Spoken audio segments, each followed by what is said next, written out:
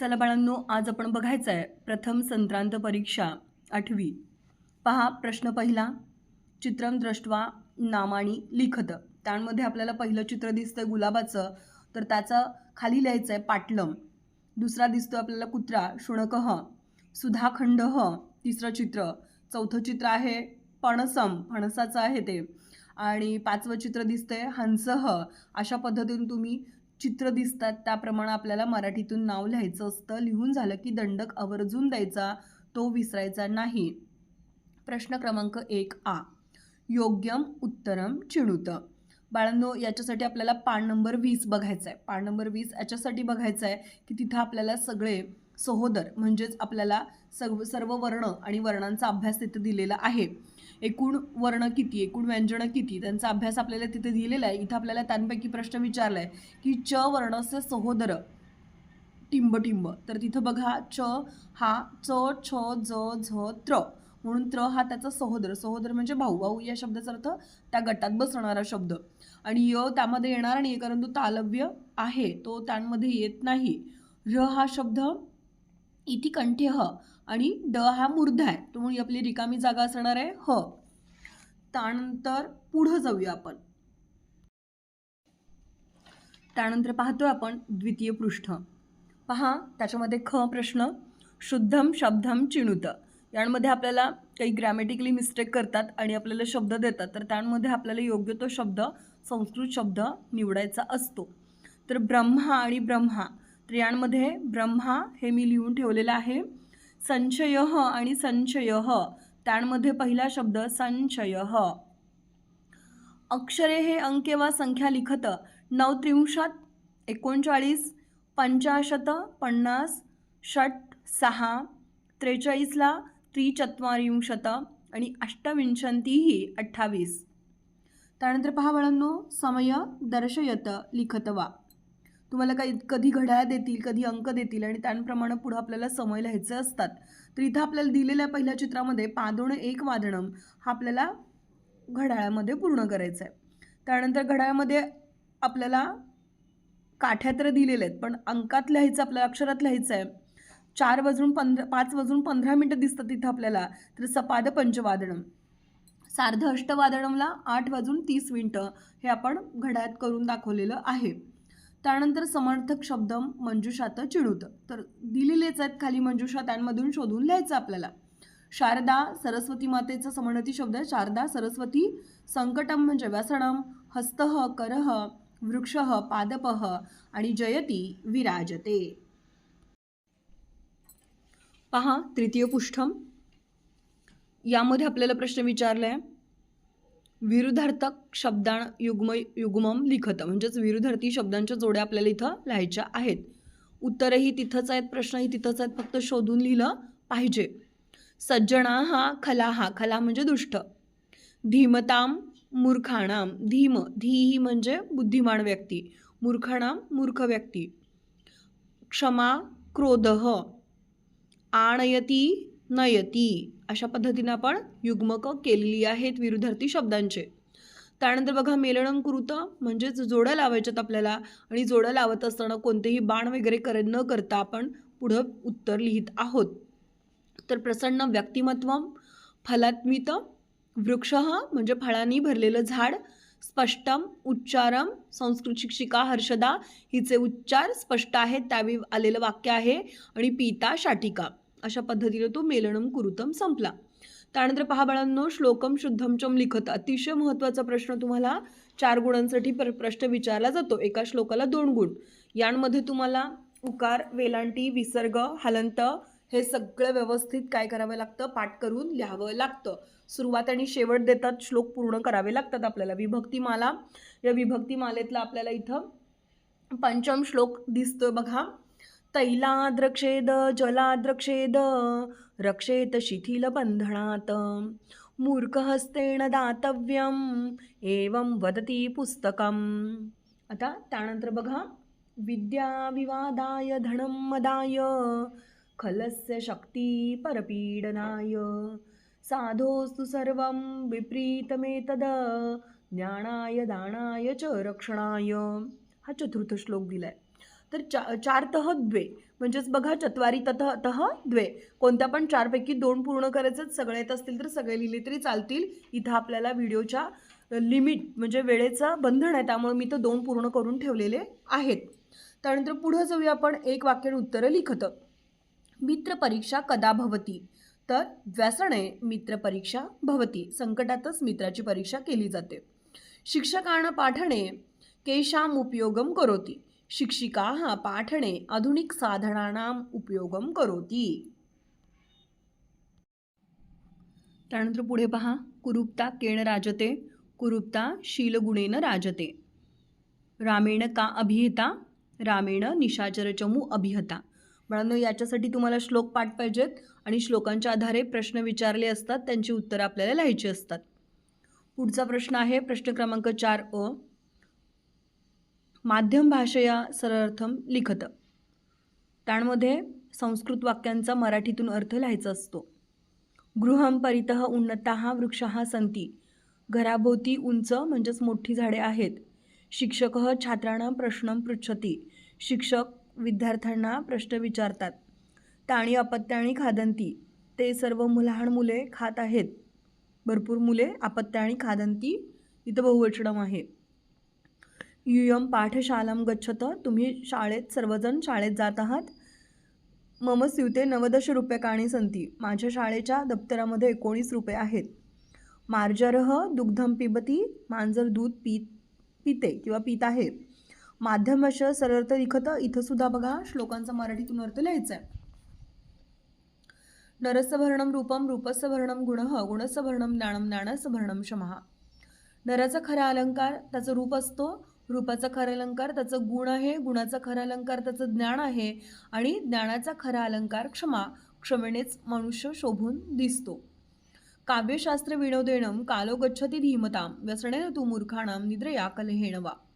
काव्य आणि शास्त्र यांचा विनोद करण्यात म्हणजेच काव्यशास्त्राची चर्चा करण्यात धीमतां म्हणजेच बुद्धिमान व्यक्ती आपला वेळ घालवतात, तर व्यसन करणे, निद्रा म्हणजे झोपणे आणि कलह म्हणजे आपापसात भांडण करणे यांमध्येच मूर्ख आपला वेळ घालवत असतात.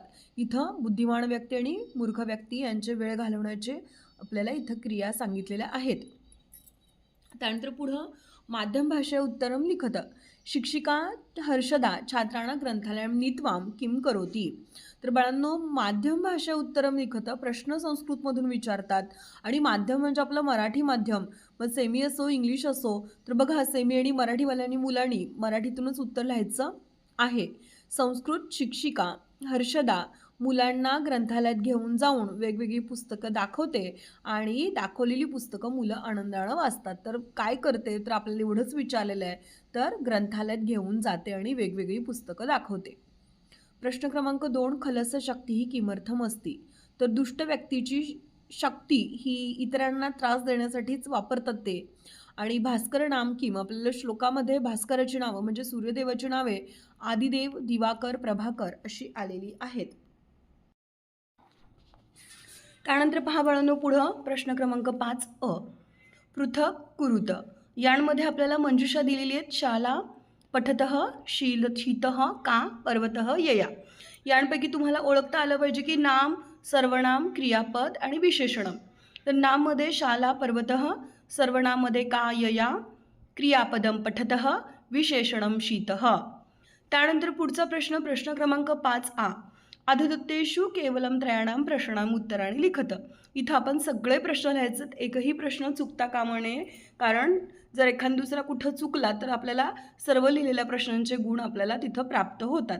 छात्र श्लोक दिलं बघा, तिथं आता आपल्याला काय करायला पाहिजे, तिथं विभक्ती प्रत्यय ओळखता आले पाहिजेत. थोडक्यात सांगते, कर्माची नेहमी द्वितीया वापरतात. ज्याच्या सहाय्यानं आपण काम करतो, सहाय्यक वाचक करणम कारकम, तिथं आपण तृतीय विभक्ती वापरतो. चतुर्थी जेव्हा एखाद्याला काही वस्तू द्यायची असेल, नमन करायचं असेल, तेव्हा आपण चतुर्थी विभक्ती वापरतो. पंचमी विभक्ती अपादानम, एखाद्या गोष्टीचा एखाद्या गोष्टीपासून वियोग झाला, दूर गेली, लांब गेली, तेव्हा आपण काय वापरतो रे, तर बघा अपादानम वापरतो. षष्टी विभक्ती स्य म्हणजे चाचीचे, मराठीमध्ये त्याला स्य म्हणतो आपण.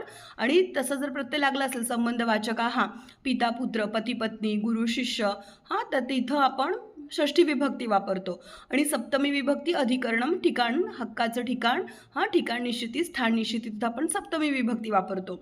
इथं आपल्याला कर्म दिसतं बघा, मुलगा श्लोक वाचतोय म्हणजे छात्र श्लोकम पठती, म्हणून मी तिथं श्लोक या शब्दाला द्वितीय विभक्ती लावलेली आहे. सा मापिकेळम आलिखती, च्या साह्याने, एखाद्या गोष्टीच्या साह्याने आपण जेव्हा काम करतो तेव्हा तृतीया विभक्ती येते, कर्णम कारकम न लागतो प्रत्यय, तेव्हा मापिकेण. आणि चंद्र गगणे शोभते, गगणचं झालं गगणे, सप्तमी विभक्ती अधिकरणम, चंद्र गगनात शोभून दिसतो तर त्याचा हक्काचं ठिकाण आहे अधिकरणम. पुढं जाऊया. अव्ययस्य उपयोगम कृत्वा वाक्यम लिखत. नमः श्री गणेशाय नमः, ज्याला नमन करतात तेव्हा त्याची चतुर्थी विभक्ती लावतात. वीणा, च्याशिवाय जलेन विना जीवनम अशक्यम, अन्यत्र याणम अन्यत्र अस्ति. याचा अर्थ आपल्याला इथं अव्यय दिलेले आहेत आणि त्याचा आपल्याला वाक्यात उपयोग संस्कृतमधून करायचं, संस्कृत वाक्य हवं. इथं वर्णविग्रहामध्ये बघा, वृद्ध वृमध्ये आहे व अधिक रू, द ध ध अह, म्हणजेच व अधिक रू अधिक द अधिक ध अधिक अह, वृद्ध ह, त्याचा आपण विग्रह केला. प्रसाद प्रमध्ये प र अ हे 3 शब्द येतात बघा, 3 अक्षर येतात व्यंजन, प अधिक र आणि स्वर आला अ, प्र, स अधिक आ सा आणि द अधिक अह, प्रसाद. कुत्र कु म्हणजेच क अधिक उ, पहिला उकार असेल उखळीचा उ, दुसरा उकार असेल उसाचा उ, दीर्घ उ. त आणि र आणि अ, तर त्रचं पोट झालेली आहे त र अ, म्हणून झाला क अधिक उ अधिक त अधिक र अधिक अ, कुत्र. त्यानंतर पुढं सूचनानुसारम वाक्य परिवर्तनम कुरुत. अहम देवम प्रणमामी. आता अहम या जागी रमेश योजयत, मग अहम काढून टाकायचा, करता काढून टाकायचा, तिथं ठेवायचं रमेश. आता अहम आलं की क्रियापदाला मी प्रत्यय लागतो, हे लक्षात राहिलं पाहिजे तुम्हाला, म्हणजेच इथं क्रियापदाचा प्रत्यय मी काढला पाहिजे. रमेश देवम प्रणमती, बघा रमेश करता बदलला की क्रियापद बदलतं. चटकाहा कूजंती अणुसृत्यम प्रश्न निर्माण कुरुत. चटकाहा म्हणजे चिमण्या चिवचिव करतायत, मग चिमण्या हा उत्तर यायला हवं असेल तर कोण चिवचिव करतात असा आपल्याला प्रश्न तयार करायला पाहिजे. मग आपण लिहिला काहा कूजंती, कोण कूजन करतायत, म्हणून प्रश्नचिन्ह देणं आवश्यक आहे. नंतर बघा पुढं सह छुरिकयाम कर्तयती. आता सहचं सह तौ ते प्रथमा, ते हे बहुवचनम झालं म्हणून सहचं ते झालं. छुरिकया सुरीच्या साह्याने, कर्तयती, आता कर्तयतीचं झालं कर्तयंती, बहुवचनम ती तह अंती. अशा पद्धतीनं तुम्ही छुरिकाभ्याम पण लिहू शकता, छुरिकया पण लिहू शकता. ते छुरिकयाम कर्तयंती, अशा पद्धतीनं आपण हा पान पूर्ण केलेलं आहे. पहा प्रश्न क्रमांक 6 गद्यांच पठित्वा प्रश्नांना उत्तरत. आता पहा बाळांनो, इथं आपल्याला अपठित गद्य दिलेलं आहे. मम वर्गकक्षायां सप्तविंशतिः आसन्दाः सन्ति. सप्तविंशतिः, माझ्या वर्गामध्ये 27 खुर्च्या आहेत किंवा बाकडे आहेत. तथाच एकम फलकम अस्ति, तसंच एक फलक म्हणजेच आपल्याकडं फळा एक आहे. व्यंजनम सदैव भ्रमती, पंखा नेहमी फिरत राहतो. चत्वारी वातायनानी संती, आमच्या वर्गाला 4 खिडक्या आहेत. अतः कक्षा प्रकाशमयी सुखद वायुमयी च जायते, आणि त्यामुळं 4 खिडक्या असल्यामुळं आमचा जो वर्ग आहे तो अतिशय प्रकाशयुक्त आणि सुखद वारं येण्यासारखा आहे. शिक्षक सुधाखंडेनं फलके लिखती, आणि आमचे शिक्षक आमचे गुरु हे खडूने फळ्यावरती लिहितात. असं आपल्याकडं अपठित गद्य दिलेला आहे, उतारा दिलेला आहे, त्याच्यावरून काही प्रश्न विचारतात आपल्याला. वर्गकक्षायां कति आसन्दाः सन्ति, तर आपल्याला उतारा वाचल्यानंतर उत्तर मिळणारच आहे. सप्तविंशतिः आसन्दाः सन्ति. शिक्षक कुत्र लिखती, शिक्षक सुधाखंडेन फलके लिखती. इथं काहीही अवघड नाही आहे. अगदी आवर्जून तुम्ही हा प्रश्न व्यवस्थित लिहू शकताय. गद्यांच्यात समानार्थक पदम चिणुत, पवनः म्हणजेच वारा वातः, आणि गद्यांच्यात विरुद्धार्थक पदम चिणुत अंधकारः प्रकाशमयी. त्यानंतर बघा जालरेखाचित्र पुरीयत कक्षा वस्तूंनी, मग कोणकोणत्या कक्षा वस्तूंचा आपल्याला इथं संदर्भ आला तर तो आपण लिहू शकतो. वातायनम, व्यजनम, फाल्कम, आसंदः, ठीक आहे. त्यानंतर बघा अपठित गद्यांच्या बघा, अष्टदश पुराणेषु व्यासस्य वचनद्वयम. अष्टदश म्हणजे 18 पुराणांमध्ये व्यासांनी 2 वचनं लिहून ठेवलेली आहेत, परोपकार आणि पुण्य. बघा, परोपकाराय पुण्याय पापाय परपीडनाय.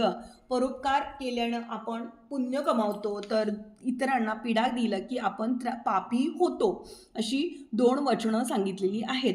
वचनद्वयं कुत्र अस्ति, तर अष्टदश पुराणेषु वचनद्वयं अस्ति, पुण्याय किं पुण्याय परोपकारः. यांमध्ये बघा, पद्यांचे आगतम ऋषी नाम लिखत, तर व्यासः ऋषी चतुर्थी विभक्ती प्रत्ययांतम पदम चिणुत. तर यामध्ये चतुर्थी विभक्ती आपल्याला माहिती आहे बघा, देवाय देवयोः, तर देवाय म्हणून पुण्याय आणि पापाय लक्षात ठेवायचं आहे. पहा बाळांनो, प्रश्न क्रमांक 7 शब्द मंजुषाया सहाय्यनं चित्रवर्णं कुरुत. अस्मिन् चित्रे भल्लुकः अस्ति, तस्य वर्णः कृष्णः अस्ति, सह कालिंगाणी खादती, तत्र नारंगमपि सन्ति. कोणतंही चित्र दिलं असतं त्याचं वर्णन आपल्याला करता आलं पाहिजे. त्यानंतर अथवाचा प्रश्न आहे, उचित परिणाम चित्वा निबंधम लिखत. संस्कृत भाषा अतीव प्राचीना भाषा, देवानां भाषा इति तस्यां ख्याति. ऋग्वेदः, सामवेदः, यजुर्वेदः, अथर्ववेदः च संस्कृतभाषायाः भूषणानि एव. संस्कृतभाषायां बहूनि सुभाषितानि सन्ति. तर इथंही लक्षात ठेवायचं, एकवचनम असेल तर अस्ति येतं आणि बहुवचनम असेल तर संती येतं. इथं आपल्याकडे पुष्कळ सुभाषित आहेत म्हणून संती वापरायचं आहे. संस्कृत भाषायाः अभ्यासेन वाणी निर्दोषां भवति. निर्दोषा निर्दोषयुक्त. संस्कृत भाषा मम प्रिय भाषा अस्ति. तर अशा पद्धतीनं आपण संस्कृत भाषेचा अगदी 5 ओळींचा निबंध पूर्ण केलेला आहे. आणि सर्वात शेवटचा प्रश्न, अधुदत्तानां वाक्यानां संस्कृत माध्यमेन अनुवादम कुरुत. पोपट डाळिंब खातो या मराठी वाक्याचा आपल्याला संस्कृतमध्ये अनुवाद करायचा आहे. तर पोपटाला शुकः आपल्याला माहिती आहे, डाळिंबाला दाडिमम माहिती आहे आणि खातो खादती. तर अशा पद्धतीनं बाळांनो, शुकः दाडिमम खादती. मी लेखणीने लिहिते, तर पहा, अहम लेखन्नेनं लिखामी. अहम आलं की क्रियापदाला मी प्रत्यय लागतो. कमळ पाण्यात फुलते, कमलम जले विकसती. तर बाळांनो, अशा पद्धतीनं आपण 50 गुणांचा प्रश्न पूर्ण केलेला आहे. 50 गुणांचा प्रथम संक्रांत पेपर पूर्ण केलेला आहे. तो व्यवस्थित नीट अभ्यास करून घ्यायचा आहे. कसा वाटला ते मला कमेंट करून सांगा. धन्यवाद.